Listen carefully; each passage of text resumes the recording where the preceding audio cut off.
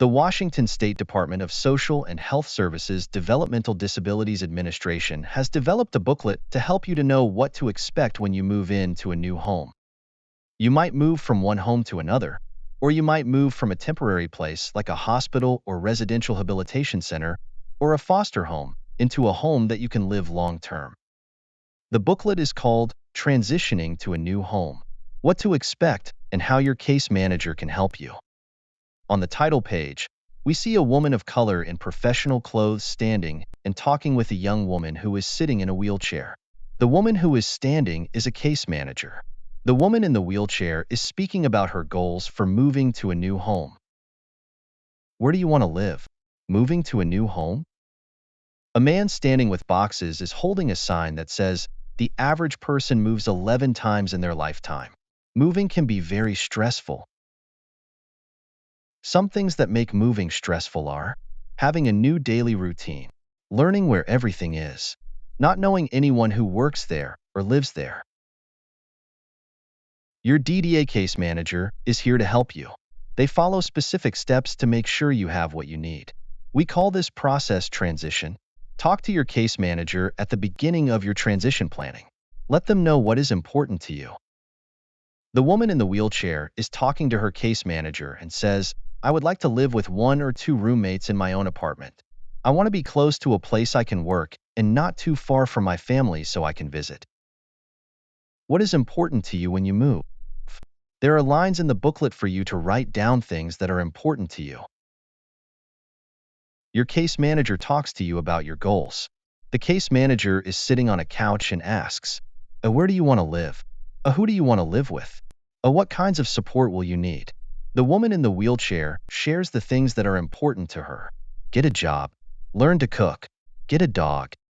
What are some of your goals? Put your answer in the space below. After you sign a consent form, your case manager will share your goals and needs with providers who can help. This is important because your case manager will not share any personal information about you that you have not given permission to share. The woman in the wheelchair is talking about how the consent form is used with other documents to help you find a match of a home you want with a provider who can help you with what you need. This information will talk about what things you need when you move, help potential providers to know if they can help you meet your goals. Images show the kind of things you might need a provider to help you with in your new home, such as help with community access, help with medicines, help with bathing, cooking, and daily tasks, and help making appointments with doctors and therapists. What do you want a new provider to know about you? Put your answer in the space below. You, and people who you choose to go with you, can visit potential homes. You can meet providers and the people who work there and see if you want to live there. The woman in the wheelchair is talking to an older, gray-haired woman who is describing different houses: a house in a city, an apartment, a house in the country. Do you have some places you would like to visit? Put your answers in the space below. Your case manager schedules some regular meetings with your care team to talk about what you need before you move. You may need to find a new doctor, dentist, and pharmacy before you move. Your new staff will need to learn about how to support you.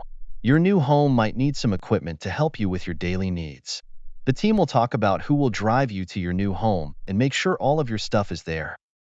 Meetings may be in person or over the internet, and you will be invited, or you can choose a different way to be included. It's up to you. Here, you can write down how you want to be included in the process of planning your services. Your care team will have regular meetings to talk about the things that need to happen before you move. You might need a ramp or other equipment to make sure the home is safe. For example, you may need a ramp or a walk-in shower before you move, and your team may need to find a contractor to build a ramp or install a shower. You might need a new doctor or pharmacy if your new home is too far away from where you usually go. You may need new or different services that help you access your community or work. What kind of services and providers do you need to support you? Use the space below for your answers. When it's time to move, your care team will plan your move day. All your stuff will be there, and your staff will be ready to help you with what you need. After you move in, your case manager will check in with you to see how things are going. Do you like your roommates? Do you need anything? Your case manager will check with you more often when you first move to make sure things are going well. After 2 weeks, your team will check in with you. Your case manager will introduce you to another DDA staff who will meet with you and ask some survey questions about your services. Within 30 days after you move, your case manager will visit to make sure you have everything you need. They will ask your provider for your completed care plans and save them in your care assessment records. About every 3 months, your case manager will meet with you for the first year after you move to talk about your services and your needs. This would be a good time to ask questions about your services or tell your case manager if you need something new. For more information about what to expect if you need help to move, or if you have any questions, you can contact your case manager at any time. You can find your DDA office by visiting dshs.wa.gov/DDA.